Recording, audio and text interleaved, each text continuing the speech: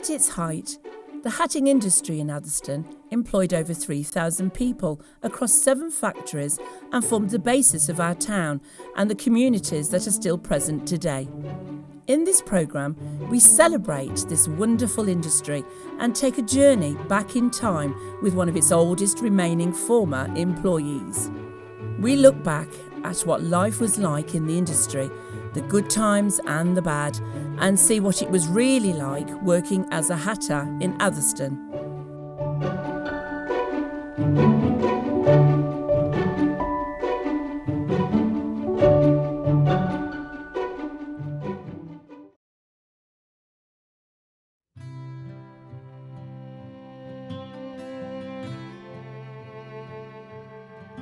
April 1948 was when I became employed in that industry.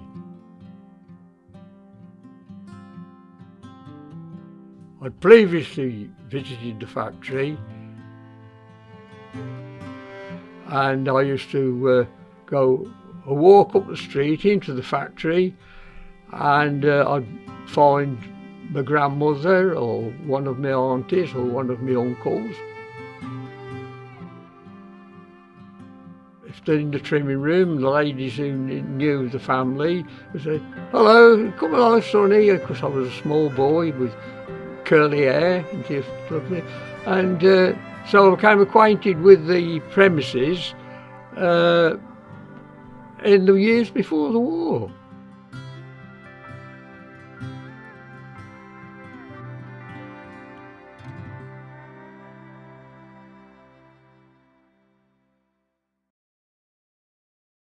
It was in the early 16th century when the hatting industry started to root itself firmly in Atherstone soil and remained with us relatively unchanged over the centuries to form a town with an industry renowned for quality, a booming population and a thriving economy. With demand increasing in the hatting industry, Atherstone saw a boom in population. With a rise in population comes a rise in housing, and ultimately we saw the development of the yards of Atherstone.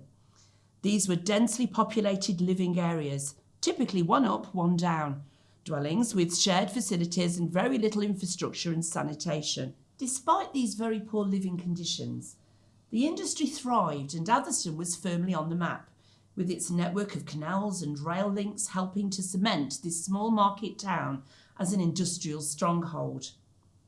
During both the Great War and the Second World War, the industry saw a dramatic change, with more working roles for women as most of the male population went off to war. Ultimately, after the Second World War, the industry changed further with the decline on demand for hats. Today, we take a look around some of these old factories and get Joe to explain a little bit more about them. We know that this is not part of the Atherstone hatting factories, but an interesting heritage building nonetheless. Mr. Wilday in the 1700s had his big factory, and it was on the site of these buildings. The people who owned them in later days were the gentleman was the brother of the brothers who were in Vero and Everett's factory. Because there were too many brothers to actually have directors' jobs to take salaries from the company in the very early days of the businesses. So Mr. Vero, J.L. Vero, he was the youngest son, and he purchased these premises and he started a factory which produced slippers. And a matter of fact, it became very, very well known in modern times, and after the war the slippers were of very good quality and they used to be exported. The building on the left, which was from the original one, that was used as a skirt factory as a sideline to the hat factory by the Veros of the Vero and Everett's. Wow. We're on the site of the Vero and Everett's hat factory in Station Street, which stood either side of the road. Now, Station Street has been realigned quite a lot over the last 30-35 years, and there was buildings on the site of Aldi. There was also buildings on the other side of the road, including a bridge which connected both sides of the factory from one side of the road to the other. Well, the factory was situated at the end of the street, there where it takes a sharp right-hand bend, the street does, and that's where the tunnel was taken from. It's a building exactly the same as this, but bigger. These type of windows, and what they did in the gable end of the one that was down there, where those row of trees are, just past, cut the doorway out, and they built this wooden tunnel, which I made a bridge from one side of the road to the same type of building on the opposite side of the road, cut a hole in there so that the workers could transport the work that they were doing, and the personnel could go from one set of buildings to the others without coming out and crossing the road. So was the building on this side of the road specifically for manufacture? Oh, it's No. part of the manufacture, and And the on the boiler other house side? was here as well. The other side was what, more for shipping? Oh no, you got the bumping shop and the dye shop, that was all over in this section. But this had got steaming shops, trimming rooms. Aldi building has gone up. We've got the co-op over the other side of the road, and there's virtually no sign of anything left relating to there was a hat factory. In fact, you wouldn't know there was a hat factory here at all. Oh no. It's all gone. We're looking at the original buildings of Messrs Wilsons and Staffords. One of the businesses that had been here previously was called Britannia Works, and the name was kept on, and Wilsons and Staffords went under one of the trade names of Britannia Works. The building on the far right with the collapsed roof, that's one of the main work areas on the 3 floors, and because of the no windows up there, originally on the ridge of the roof there were 3 massive funnels, and they were actually ventilation ports. The buildings to the left were originally 2 houses before the factory buildings started to be built. Later on, they became the offices of the company. The door on the right was all the electricity transmitters and everything from the electric boards. Gosh, wow. And the first floor window on the right was the managing director's office, and the 2 windows to the left were the main office building where the clerks and the typists work, and the left-hand window on the floor side, that was always called the bottom office, and that was where a clerk used to work in there. They built the rooms on the top. They were offices for 2 of the sons who were found a job on the staff because they were the sons of the shareholders and owners of the factory. The building on the right, on the left, they were packing rooms. The lower windows were the gentlemen's hats packing rooms, and the room on above it was the ladies' hats packing rooms. There is obviously what were windows, which have now been bricked up. That occurred when the war started and air raid shelters were required, the government said we must have air raid shelters because of bombing and that which we were expecting.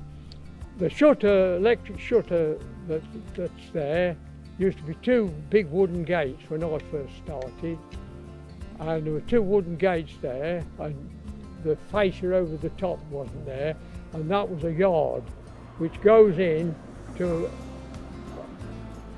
a landing stage at the bottom of the room, and that was where the goods were dispatched from, and the vehicles, most of them used to be horse and carts or big drays from the railway station when they fetched the large cases and that for shipping abroad. Right. And anybody taking the hats to Manchester, Glasgow, London, they backed into there to the docking station. So there you have it. A great insight into some of the factories in our town and how the industry played such a significant part to our lives. But how was a hat actually made? We asked Joe to explain some of the main processes that were involved from the delivery of the wool to the dispatch of the finished product. The first procedure from the wool bag being opened is goes into the carding machine. The carding machine basically is, you could say, it combs the wool, which separates the fibres instead of being in tangles, ready for the next procedure, which will be into the forming machine. When the carding has done its process, it goes into the forming machine, and it is aligned. The fibres are aligned in such a manner that they'll go into the intricacies of the internal of the machine, which will bind the fibres together in such a manner across the width of the machine that it will make a web, which is gossamer thin and very, very delicate. And it goes through the second roller, which smooths it off onto the block, which is revolving in a manner which will pick it up and keep taking layers and layers of the hat on, which will make what we're after is the form. So that actually is what makes the form of the hat, isn't it? Yes, it's very clever. And the weight of whichever type of hats they're going to finish up. Once the weight is established by the weigher in, it is now ready to go to the next process, which will be settling. The settling is a process that we used to term multi-rollering. It's virtually a series of rollers, very similar to an old-fashioned mangle in a series, and the hats are fed through on a continuous belt. Yeah. And as they go through the machine over these series of rollers, this is then another process which is compacting the fibres into which will make the mass which the felt is we want it to turn out as a solid instead of perforations, similar to knitting. Oh, right. So after that mangle procedure and the fibres are starting to knit together, I think there is a different procedure that comes after that called bumping. Oh, yes. So would you like to explain to me what the bumping is, Joe?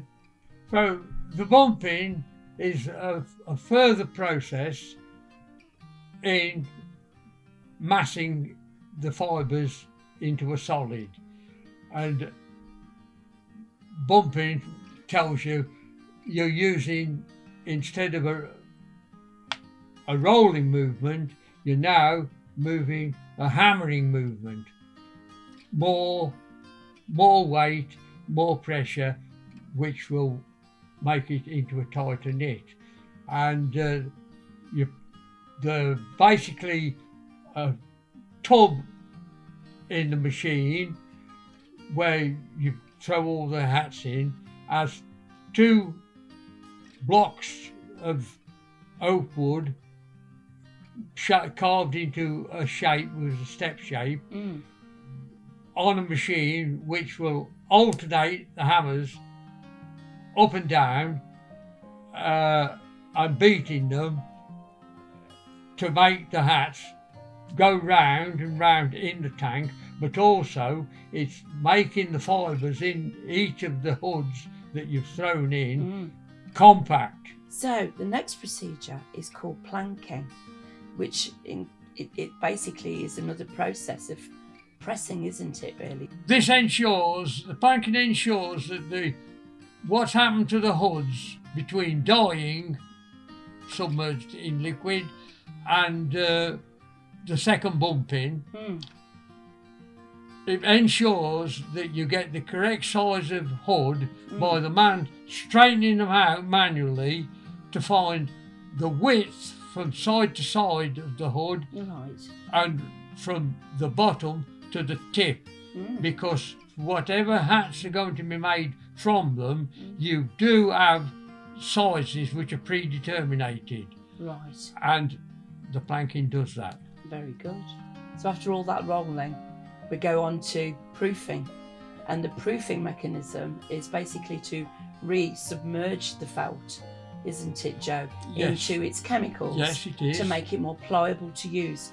It's so much so like a wallpaper paste, I think we described it as, hadn't we? In texture, yes. Yeah.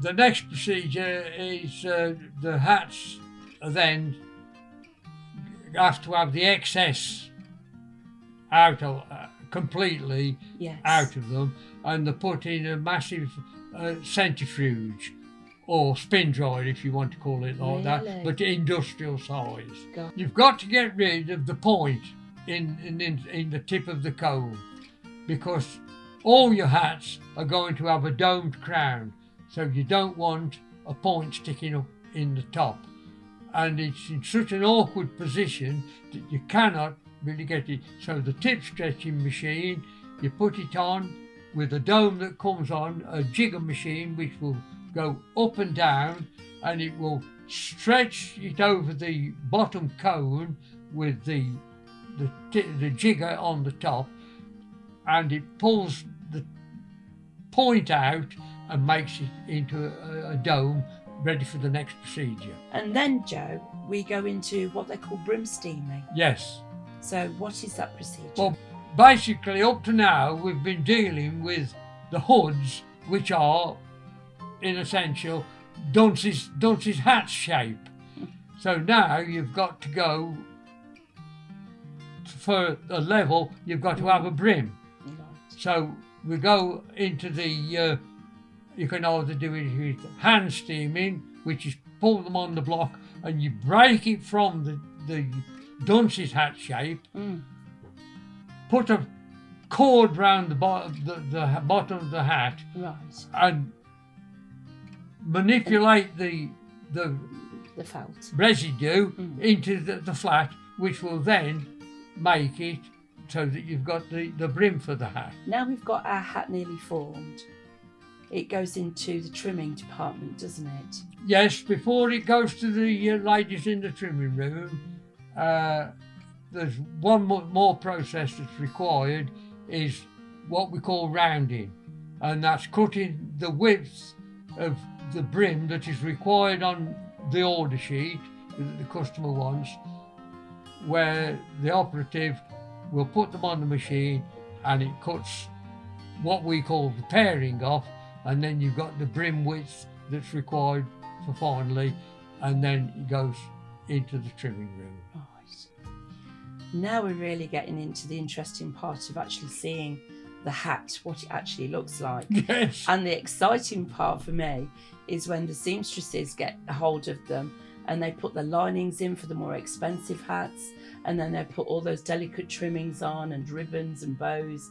And for me, that's when you really get the style of the hat. From the trimming room, once the ladies are finished, they go to the next department where the operatives will brush and polish the hats, for the crowns of the hats, and make sure that everything's in order. And when they finish, they pass them to the next operative on the other side of the shop, and they will do a process which we call sandbagging. Right. And this is the procedure where the brim is gently steamed, put on a block, the shape of the brim that is going to be required in the final wearing of the hat. The sandbag, which we spoke about, actually goes on top of it, which got hot sanding and dries the moisture out of the brim. Gosh. And reacts with the proof that we put in earlier to make it the stiffness that the brim should be, particularly on a gentleman's hat. And when it comes out, the shape of the finished product is there, and the hats are now ready to go across to the final inspection by the senior foreman of the factory. So Joe, we're off to the packing room now. After its final inspection, it goes to be packed and sent away to the new prospective buyers. Yes. And that's the end of the hatting procedure. It is. And you know what, Joe, all I can say is, put your hat on.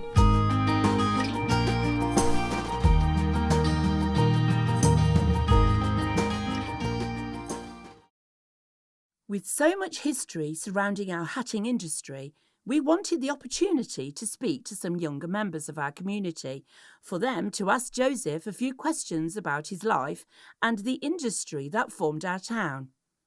We were privileged to join some students at the Queen Elizabeth Academy for a Q&A session to do just that. Hello, my name's Evie Benton and I go to the Queen Elizabeth Academy and I'm head girl, and today I'm with my friends and we're going to be asking Joe some questions of what life was like in Atherstone growing up. People hadn't got much money and they didn't do much travelling, and you got to have a job to have some money to have families, because everyone seemed to have big families in those days. What were your wages like and were things affordable? Wages. When you started, Derek, what were your wages at the beginning? I'm trying to think, because I come from the pre-decimal and now it's decimal. Let's put it like this then. 15 shillings a week. So that's 75 pence in today's money, isn't it? A week? Yeah. And, well, a coal miner for a full week's work, he'd get 21 shillings. That's £1 and 10 pence, isn't it? Mm-hmm. That was a coal miner's wage. And hatting was less than that. But Joe, what would you get for that money in those days? A penny would buy you sweets. I think a packet of crisps was about twopence in old money, 2 pence. An ice cream was only a few pence. I don't know what a pair of shoes were, because your parents bought those, and your coat and your stocks and other stuff. But the rent was 5 shillings a week for the house. When we moved into Princess Road in 1947, the rent of the 3-bedroom council house, brand new built, they were the first council houses after the war, was 18 and 6pence, which is just less than £1, isn't it? Mm-hmm. It's more than 75 pence. Obviously, I'm not very good at money. Were there any accidents in the workplace, and did they look after you? Many, of various kinds. Bert got in. It took him up to the top wheel, and his arm was underneath, his sleeves caught, and he went in between the belt and the wheel at the top. And of course, the machine kept going, and he lost his left arm, and he didn't break his arm, he pulled his arm out at the socket. And there was countless accidents. Not so major as that, but was one of the worst. How did you celebrate events like Christmas? And was it a social gathering? Oh yes, we had there was quite a social, with everyone knowing everyone and the families. We used to have what you call garnishes. That was clear a table, put a cloth on it, and the ladies would bring some sandwiches in, and tarts, minced tarts, all home cooked and stuff like that. At Christmas in particular, you always have a garnish at Christmas. And the day that you were breaking up, you'd finish work at the dinner time, because you had an hour dinner time. And the afternoon was sometimes given over to just straightening, cleaning up and stuff like that. But the ladies would bring some stuff in and they'd set the work table out, and there'd be mashing tea, and perhaps occasionally you might have a bottle of wine brought in, but it's very rare. In the later years, as we were getting older, you did get a few more bottles of wine come in, but it was mostly mashing, having a cup of tea with it. And they'd bring trifles and stuff like that. And so that was definitely for Christmas. And also, they used to have a day trip. There used to be a firm called Evans's with coaches. It was at Manchester. It was a local family, the Evans brothers, and they got coaches opposite the Blue Border garage was, and the factories all used to do it, not on the same day, and they'd book them up, and it'd be announced in the factory, notice boards would go up, and that a day trip to Skegness, a day trip to Rhyl, also on such and such a day. It was always on a Saturday, and anyone who wanted to go, everyone was invited. Now, this is just a snapshot of the whole interview. As you can imagine, there was lots to discuss. To view the complete session, visit our YouTube channel, detailed at the end of this programme, or scan the QR code on the screen now. Recently, an event organised by the North Warwickshire Borough Council as part of the Heritage Lottery funding Hatters Garden project was held in our wonderful Hatters Garden to celebrate our hatting industry in Atherstone. At the Hatters Tea Party, we had chance to speak to many former employees and special guests Howard and Judy Vero, owners of the former Vero and Everett Hatting Factory. We've just had a little talk, haven't we, about your experiences in the hatting industry. And when you were 14, that's when you started. 1945. And then you started off in the wet room, didn't you, at the factory at Denham and Hargreaves. Do you want to tell me a little bit about that? It was a big machine, rollers, so you put the hoods through, took the other end, there was two on and two on the other, they were folded, sent back through and round till they was folded and they were wet enough. Then I went into the packing room. All the packing room. Where you box the hats into them, and you had to carry them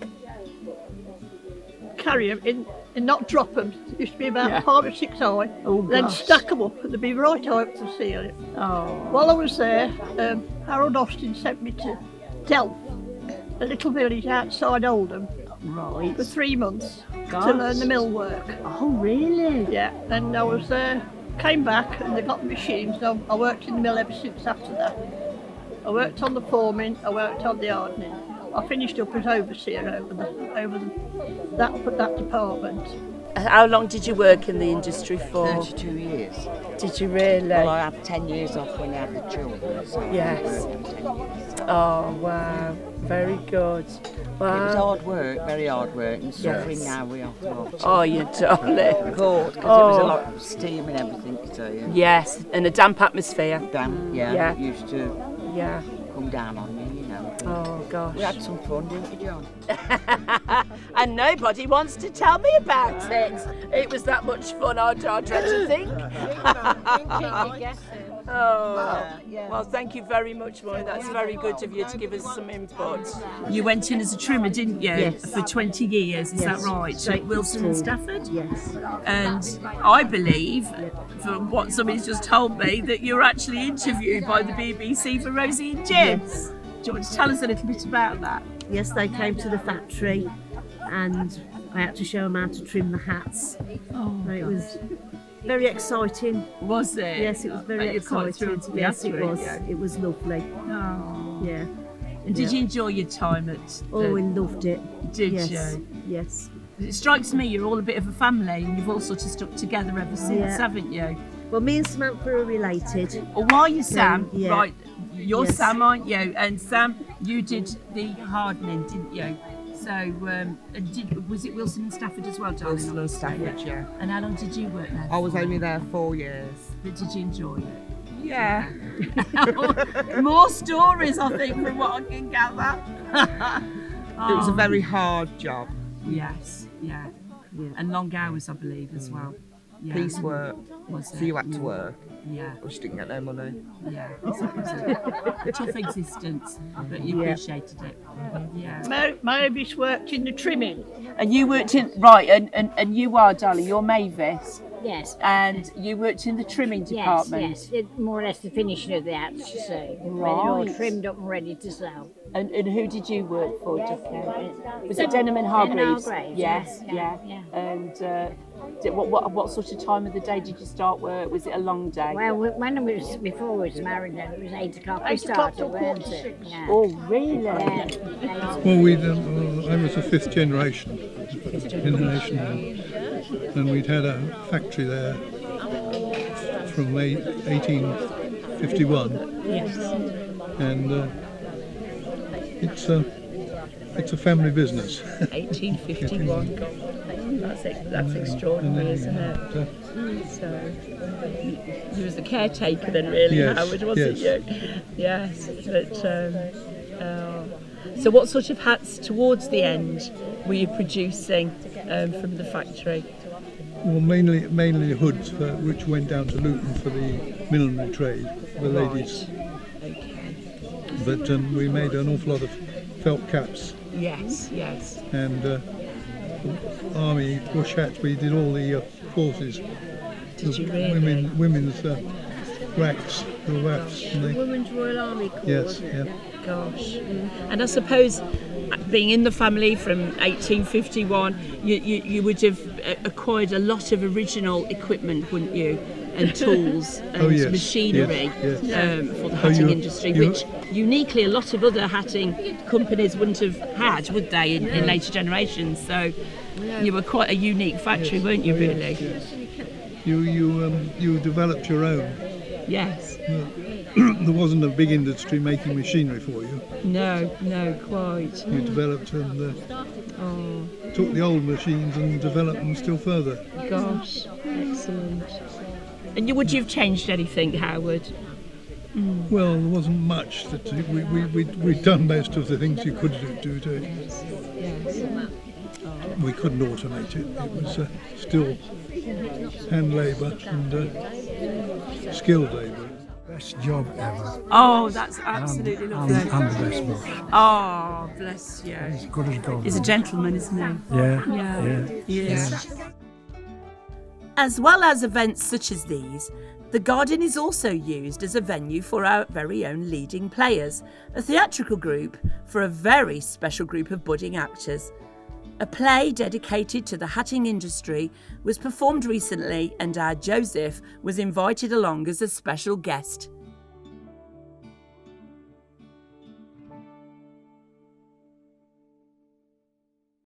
So after the centuries of being the stronghold for the hatting industry in the UK and maybe even around the world, the impact of the world wars and the cheaper imports from abroad saw the industry into its decline.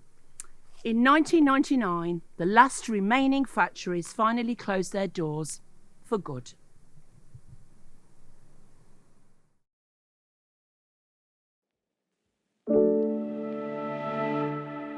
hats were inconsequential.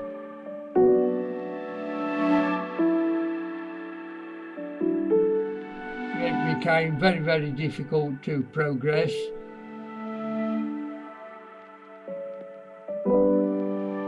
More and more people started to drift away.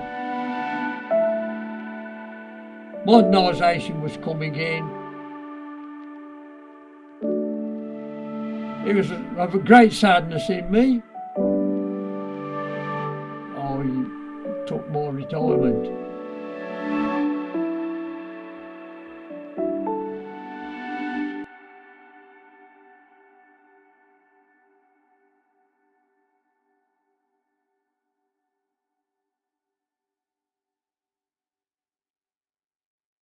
Well, there you have it.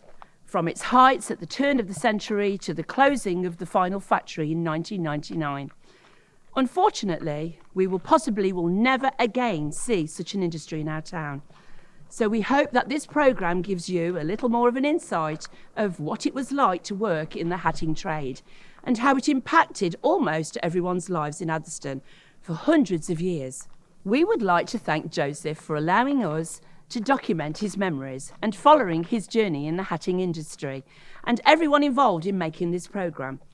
We hope to be back soon with another instalment of our Living History series, so be sure to watch out. Remember, this and other programmes in this series can be watched again by visiting our YouTube channel, detailed at the end of this programme. Thanks for watching, and see you soon.